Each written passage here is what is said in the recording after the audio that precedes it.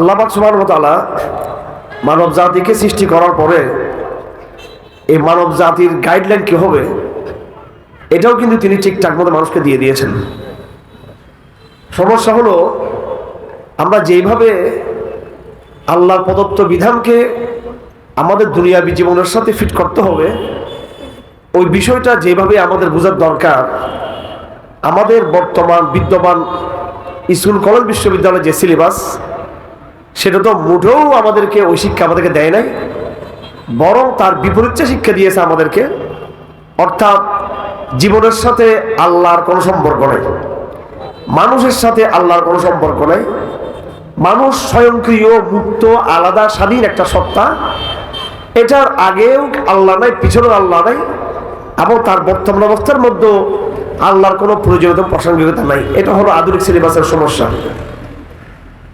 আর আমাদের মাদ্রাসার যে সিলেবাস, এই সিলেবাসের বিষয়টা হলো যে আমি এখান থেকে ঢাকায় যাব, ঢাকা আমার মূল গন্তব্য, কিন্তু আমি আমার মূল গন্তব্য যে আমার পৌঁছতে হবে, এই পথের মধ্যে যে গন্তব্য পৌঁছার যে মাধ্যম, রাস্তা ঘাট, গাড়ি ঘোড়া, টাকা পয়সা, তেল পেট্রোল ইত্যাদি, এটার টেনশনে, এটার ব্যবস্থাপনায়, এটার নানা রকমের ম্যানেজমেন্ট করতে গিয়ে আমি আমার মূল টার্গেটটা ভুলে গিয়েছি। আমাদের ছাত্ররা নাহু পড়তে পড়তে, সরফ পড়তে পড়তে, বালাগত পড়তে পড়তে, উর্দু সাহিত্য আর আরবি সাহিত্য পড়তে পড়তে, এরপর উসুলে ফেকা পড়তে পড়তে, উসুলে হাদিস পড়তে পড়তে, কোরআনে কারীমের যেটা মূল বিপ্লবী মর্মবাণী, কোরআন যে মানব জাতির একটা সংবিধান, কোরআন যে কিয়ামত পর্যন্তের জন্য একটা স্থায়ী জীবন ব্যবস্থা, যেটা বৈশ্বিক সমস্ত জীবন ব্যবস্থার বিরুদ্ধে একটা অত্যন্ত সফল এবং বাস্তব জীবন ব্যবস্থা, এবং সেটা কিভাবে, ওটা আমাদের আর ধরার শক্তি আমাদের নাই, আর খর্ব হয়ে গেছে। কারণ আমাদের পুরো পরিশ্রমটা গিয়েছে ওই মাধ্যমের উপরে, ওসিলার উপরে, ওয়াসাইলকে নিয়ে। নাহু সরফ এটা ওয়াসাইল, বালাগাত এটা ওয়াসাইল, উসুলে ফাকা এটা ওয়াসাইল, উসুলে হাদিস এটা কোনোভাবেই এটা আমাদের মূল উদ্দেশ্য নয়। উসুলে হাদিস হচ্ছে একটা ওয়াসাইল। তো এইভাবে এই ওয়াসাইলগুলোতে লিপ্ত থাকতে থাকতে, পড়তে পড়তে আমাদের 10 বছরের সাধনা, আমাদের 8 বছরের সাধনা, আমাদের 12 বছরের সাধনা, আমাদেরকে সাহাবাওয়ালা যে মূল যে লক্ষ্য, সেই লক্ষ্য থেকে আমাদেরকে দূরে ঠেলে দিয়েছে আমাদেরকে। অর্থাৎ আমরা হয়ে গেলাম ফন্নি আলেম, অর্থাৎ শিল্পগত আলেম। ইমাম ইবনে খালদুন রাহমাতুল্লাহ আলাইহি বলেছেন, ওয়াসার আল ইলমু ফি হাদাল জামানি ফান্নান, ইলম এই জমানায় একটা শিল্প হয়ে গেছে, এটা একটা আর্ট, এটা একটা এই দুনিয়াবী ব্যবস্থার মতো, একটা শিক্ষা ব্যবস্থার মতো একটা ব্যবস্থা হয়ে গেছে। এটার যে মূল নিগুড় রহস্য, এটার যে একটা তথ্য, এটার যে একটা বাস্তবতা, মানব জীবনকে প্রভাবিত করার, মানব জীবনকে আন্দোলিত করার, মানব জীবনকে কোরআন দিয়ে পরিপূর্ণ পরিবর্তন করে দেওয়ার, এই জিনিসটা কিন্তু আর হচ্ছে না। যার কারণে লাখ লাখ মাদ্রাসার ছাত্র ভারতে, বাংলাদেশে, পাকিস্তানে, কিন্তু এই সমাজকে আমরা বদলাতে পারলাম না, কেউ এই রাষ্ট্রকে আমরা বদলাতে পারলাম না, এই সংবিধানকে বদলাতে পারলাম না, এই শিক্ষা ব্যবস্থাকে বদলাতে পারলাম না, এই আইন ব্যবস্থাকে বদলাতে পারলাম না। বাংলাদেশের গুড়ি কয়েক সুশীল, এরা যখন হাসিনা পতন ঘটলো, এরাই কিন্তু সেই আন্দোলনের গ্যানার হয়ে গেল, এরা বেনিফিশিয়ারি হয়ে গেল। 4-5টা এনজিও, এদের লোক, এদের বর্তমান সরকার, তত্ত্বাবধায়ক সরকার অর্ধেকের বেশি তাদের লোক। অথচ আমরা কিন্তু এই সুযোগটাকে গ্রহণ করতে পারলাম না। আমরা বরং আমাদের যিনি গিয়েছেন তিনিও স্রোতে গা ভাসিয়ে দিয়েছেন। স্রোতের মধ্যে আমাদের দায়িত্ব ছিল লিডারশিপের, আমাদের দায়িত্ব ছিল এই জাহাজের নাবিক হওয়ার। আমরা তো জাহাজের নাবিক হওয়ার দূরের কথা, আমরা জাহাজের সফল যাত্রী হতে পারি নাই। আমরা এই জাহাজের কতগুলো মিসকিন, অথর্ব এবং গণার বাইরে আমরা কতগুলো এই জাহাজের গরিব মিসকিন বাসিন্দা হয়ে রইলাম আমরা। এই জন্য তো আমাদের কোরআন আসে নাই, এই জন্য আমাদের হাদিস আসে নাই। যেই কোরআন সুন্নাহকে বিগত 50 বছর, 100 বছর এত মাদ্রাসা প্রতিষ্ঠা করে এখনো পর্যন্ত যেই কোরআন সুন্নাহকে আমরা আমাদের জাতীয় মূলধারার শিক্ষার অংশ করতে পারি নাই, আমাদের জাতীয় মূলধারার রাজনীতির মধ্যে গৌরবজনক জায়গায় নিতে পারি নাই, যে কোরআন সুন্নাহকে আমাদের আইন আদালতের জায়গায় আংশিকভাবে নিতে পারি নাই, মনে করতে হবে বিগত 100 বছরের 50 বছরের এই সিলেবাসে, এই পড়াশোনায়, এই ওলামায়ে কেরামদের মেহনতে কোনো একটা মারাত্মক দুর্বলতা আছে আমাদের। সেটা আপনাদের মনে কষ্ট লাগুক আর যাই লাগুক, কারণ আমি তো ওয়াজ করার জন্য, এখানে খুশি করার জন্য আসি না, আমি সত্য কথা বলার জন্য আসি। এখানে কেমনে কেমন সেটা আমি জানি না, আমাকে কারা দাওয়াত দিয়েছেন, কিভাবে আয়োজন করেছেন সেটা বলতে পারবো না। আমি আমার সহকারী আমাকে বলেছে এখানে যাইতে হবে। মুত্তাহির আপনাদের ব্রাহ্মণবাড়িয়ার তরুণ ছেলে মাশাআল্লাহ বলেছে, তার গাড়ি নিয়ে গিয়েছিল, আসছি আমি। গতকালকে আমার প্রোগ্রাম ছিল, 3টা প্রোগ্রাম ছিল গাজীপুরে। আমার ভাইয়েরা এখানে কথা বলে অর্থ উপার্জন করার জন্য আসি নাই, কথা বলে আপনাদের কাছে সেলিব্রিটি হওয়ার জন্য আসি নাই। আমার ভাইয়েরা যেহেতু ব্রাহ্মণবাড়িয়াতে রক্ত পড়েছে, সেজন্য আপনাদেরকে নিজেদেরকে আলাদা মূল্যায়ন করতে হবে। ব্রাহ্মণবাড়িয়া শুধু 2021 সালে রক্ত দেয় নাই, ব্রাহ্মণবাড়িয়া এর আগেও রক্ত দিয়েছে।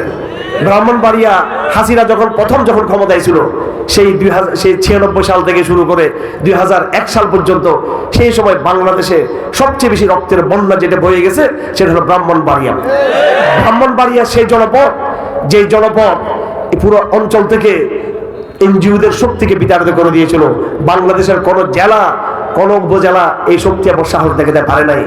এবং আমি আশা করি আগামী দিনেও আরেকটা সময়ে ব্রাহ্মণবাড়িয়া আবার জেগে উঠবে ইনশাআল্লাহ আজিজ। গত দিনে প্রথম আলো বিরোধী, ডেইলি স্টার বিরোধী যে লড়াই হয়েছে, উপদেষ্টা একজন বললেন, আমার খুব ভালো লেগেছে, চট্টগ্রামের সাথে ঢাকার সাথে রাজশাহীতে ব্রাহ্মণবাড়িয়ার নামটা যুক্ত করে দিয়েছে সে। আমার ভাইয়েরা, আপনাদের সংগ্রামের ইতিহাস রয়েছে, আপনাদের বিপ্লবের ইতিহাস রয়েছে। আজ একটা কঠিন কথা আপনাদেরকে বলে দিতে চাই, সেলিব্রিটিদের দিকে তাকিয়ে থাকবেন না, বড় বড় নেতাদেরকে তাকাবেন না। আপনারা নিজেরা পরামর্শ করে সিদ্ধান্ত নিন। অবশ্য পরামর্শ হতে হবে, পরামর্শ করে সবাই মিলে সিদ্ধান্ত নেবেন আপনারা।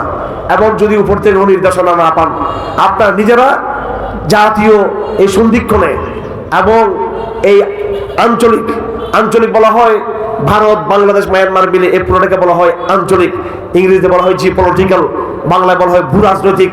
এই জায়গাতে যে কোনো সময় আগামী দিনে আমরা থাকি বা না থাকি, আপনার সঠিক সিদ্ধান্ত নিতে ভুল করবেন না। আপনারা তরুণ প্রজন্ম তাকিয়ে থাকবে না, কোন সময় উপর থেকে নির্দেশ আসবে। তরুণ প্রজন্মকে নিজের সিদ্ধান্ত নিজেই নিতে হবে। আমার ভাইয়েরা, আজকে আমি যে বিষয়ে কথা বলতে চাই সেটা হলো কোরআনে কারীমের যে ভাবার্থ, এটাই মূলত আমি বলতে চেয়েছিলাম যে কোরআনকে আমরা আমাদের সমাজে প্রতিষ্ঠা করতে পারি নাই। কারণ বর্তমান প্রজন্ম, কোরআনপন্থী যে প্রজন্ম, আপনারা যারা প্যান্ডেলে সমবেত হয়েছেন, আপনাদের চেহারা দেখলে সাহাবাদের কথা মনে পড়ে। সাহাবারা আপনাদের মতো দাড়ি, টুপি, ইমানদার, নামাজি, মিসওয়াকওয়ালা, তাহাজ্জুদওয়ালা ছিলেন, কোরআনওয়ালা ছিলেন। কিন্তু আপনাদের সে প্রজন্ম ইসলামকে খুব অল্প সময়ের মধ্যে দুনিয়াতে বিজয়ী করতে পারল। আর আপনারও একই ধারাবাহিকতার এই জমানার আপনার সাহাবাদের, আপনার উত্তরসূরি, কিন্তু আপনারা কেন ইসলামকে বিজয় করতে পারতেছেন না? আমার ভাইয়েরা, এই কথাগুলো একটু বোঝার দরকার রয়েছে, আপনাদের ভালো করে বোঝার দরকার রয়েছে।